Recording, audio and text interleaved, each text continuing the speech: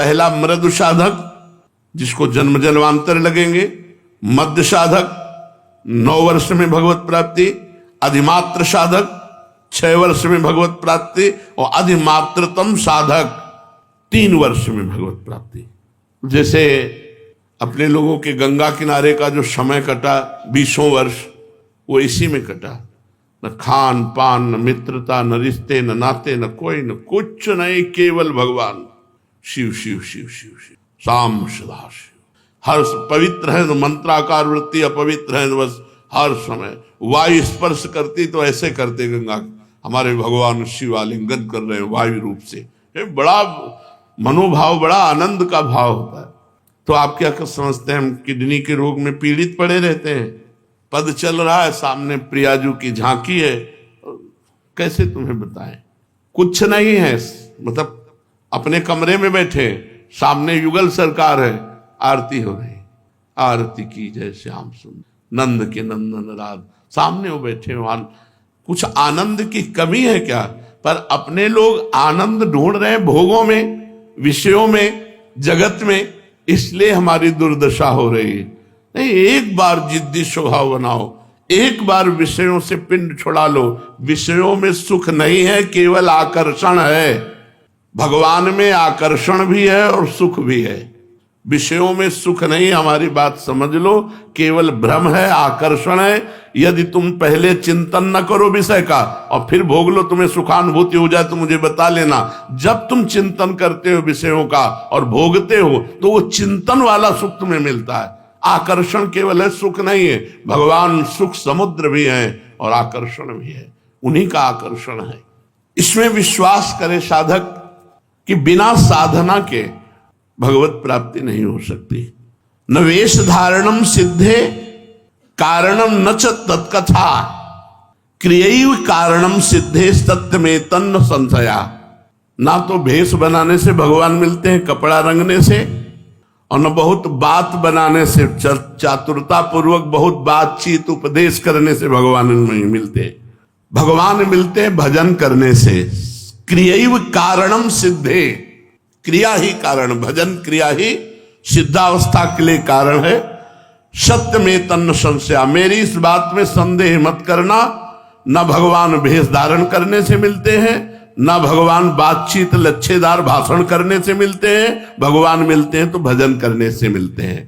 असल में ऊंचा साधक वही है जो अपना सर्वभार भगवान पर छोड़कर निरंतर, बस यही है जीवन का सार। अगर पकड़ पाओ तो पकड़ पाओ।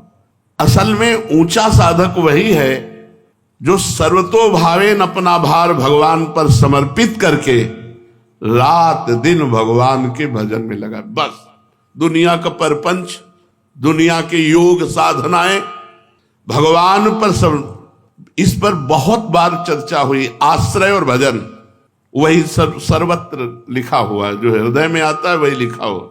असल में ऊंचा साधक वही है जो सर्वथा सर्वतो भावेन भगवान में समर्पित है। सर्वतो भावेन, कोई भी भाव अन्य से नहीं, सब भगवान से, और अपने को भगवान पर छोड़ दिया और खूब भजन में तत्पर। बस सार बात यही। अब भजन में प्रीति कैसे होगी?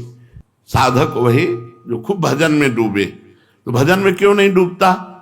अन्य व्यक्ति का महत्व, अन्य वस्तु का महत्व, अन्य साधनों का महत्व। सर्वेषु साधन वरेषु चिरम निराशा।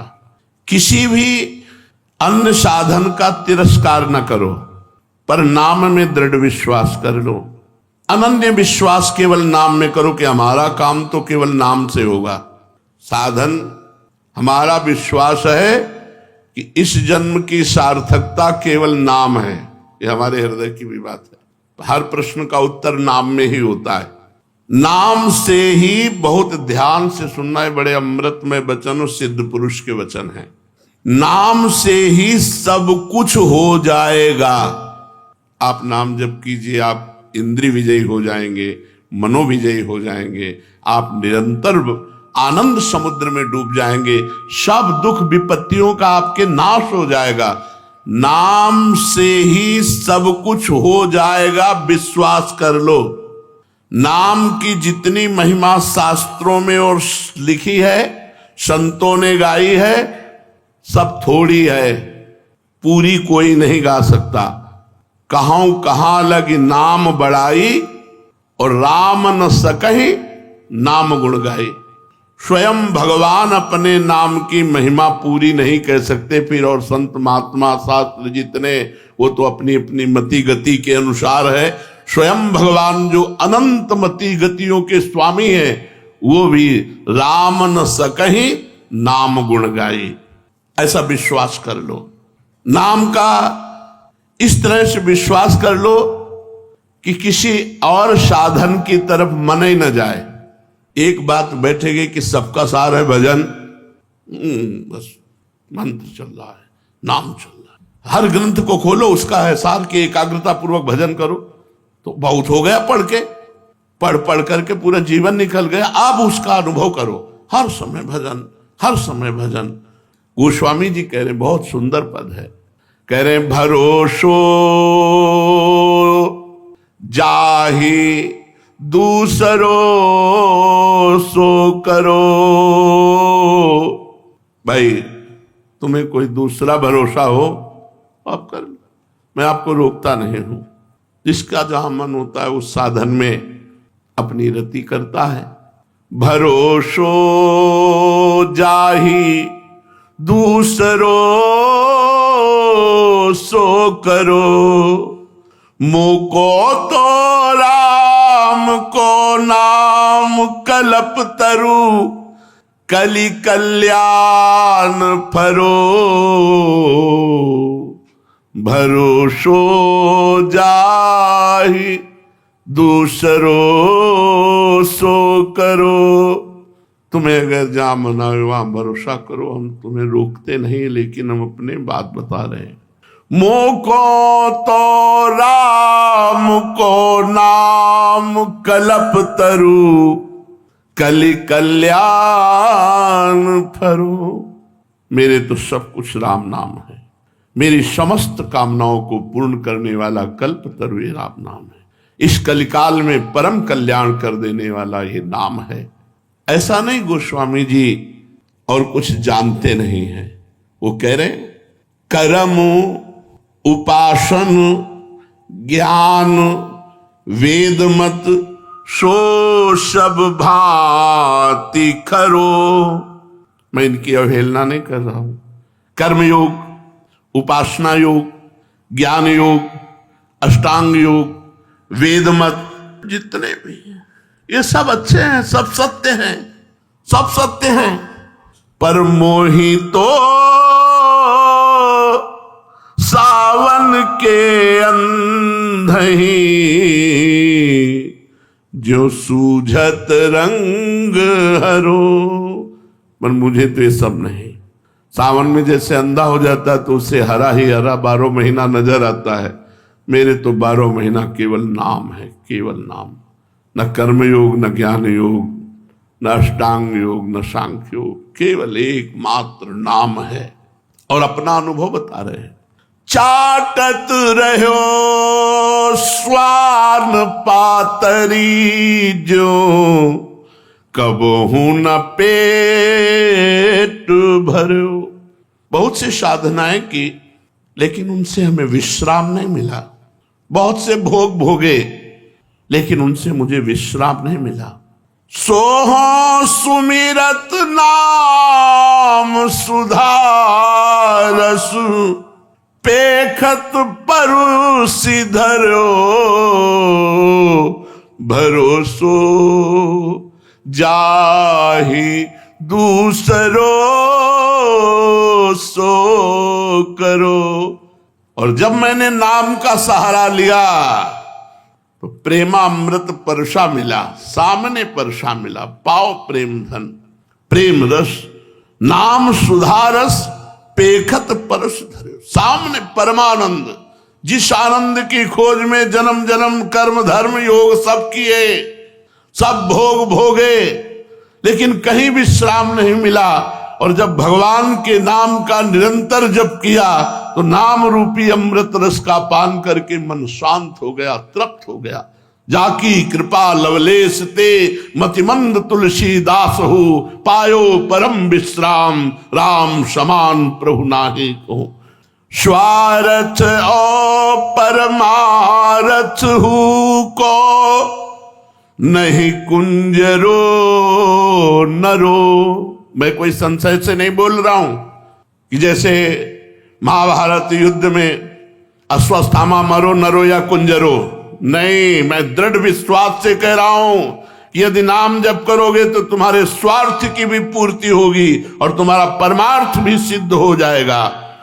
सुनियत से तु पयोधि पसाननी, करी कपि कटक तरो भरोसो, जाहि दूसरो सो करो।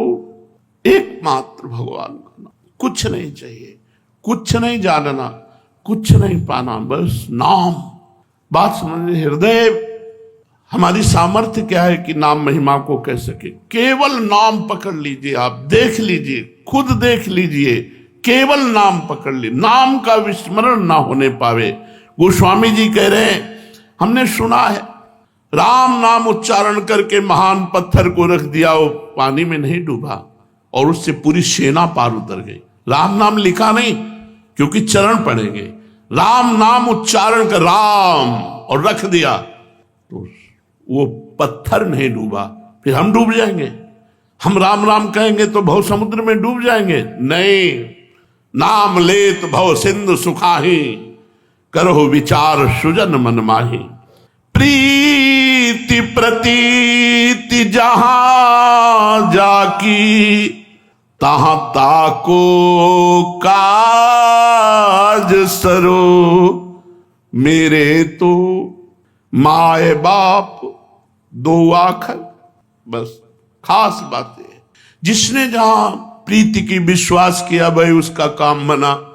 लेकिन मैं अपनी बात कहता हूं, मेरे तो दो अक्षर है, मेरे माई बाप हैं, राधा राधा राधा। गोस्वामी जी कह रहे राम राम राम। मेरे तो माए बाप दो आखर, हों शिशु अरनियरो। जैसे छोटा बालक और कुछ खा के जीवित ही नहीं रह सकता, केवल मां के स्तनों का दुग्ध पान करके ही जीवित रह सकता है, ऐसे मैं तो बालक हूं। मेरे माई बाप मेरे राम नाम दो अक्षर हैं, बस इन्हीं से मैं जीवित हूं, इन्हीं से मैं पोषित हूं। शंकर साखी। देखो, महापुरुषों को आवश्यकता नहीं है किसी कसम की, लेकिन प्रायः महापुरुषों ने कसम खाई है क्योंकि हम लोग बड़े अविश्वासी हैं। जैसे हरिवंश महाप्रभु ने कहा, रहो को काहू मन ही दिए। जैसे गोस्वामी जी कह रहे, भरोसो जाहि दूसरो सो करो। तुम्हारे मन में आवे तो तुम जिसका मन आवे भरोसा करो। ऐसे हरिवंश गोसाई चंद कृपा करके कह रहे हैं, हमारे प्राणाधार हैं, रहो को काहू मन। कोई कहीं भी मन दो, लेकिन मेरे प्राणनाथ श्री श्यामा शपथ करो तृण छे, कसम खा के कहता हूं, तृण छू के कहता हूं कि मेरे प्राणनाथ श्री श्यामा है, मेरा सर्वस्व श्री श्यामा है। यहां गोस्वामी जी कह रहे, शंकर साखी जो राखी कहो कछु, तो जरि जी गरो। भगवान शंकर को साक्षी करके कहता हूं, यदि कुछ भी छुपा रहा हूं, मैं बिल्कुल हृदय खोल के कह रहा हूं, अगर कुछ भी झूठ बोलूं तो मेरी जबान गल करके गिर जाए। अपनो भलो राम नाम ही ते, तुलसी समुझी परो। हमारा तो एकमात्र नाम से ही यही हमारी समझ में आया है।